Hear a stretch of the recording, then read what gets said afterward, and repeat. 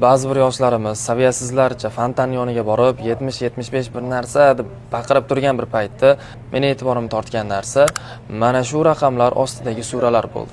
Va 70 va 75 suralarning birinchi oyatlari meni hayratdan lol qoldirdi. Bu tasodif emas bu. Yo tasodif yoki bir Alloh tomonidan qandaydir signal, fikrlaringizni kommentariyada yozib qoldirasiz. Xullas 70-sura, birinchi oyati Salasailun bi'azabin waqi'.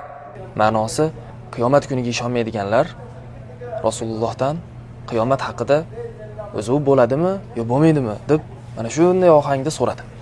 Shu mazmundagi oyat. Va 75-sura, birinchi oyati. La uqsimu biyawmil qiyamah. Qiyomat kuni bilan qasam ichaman.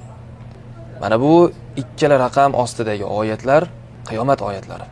Va buning ma'nosi jamiyatda bunday saviyasiz insonlarni, saviyasiz kontentlarni ko'payishligi Allohu alam qiyomat yaqinligidan dalolat bo'lsa kerak. Bu videoni yaqinlaringizga yuborib, fikrlaringizni kommentariyada yozib qoldirasiz. Assalomu alaykum.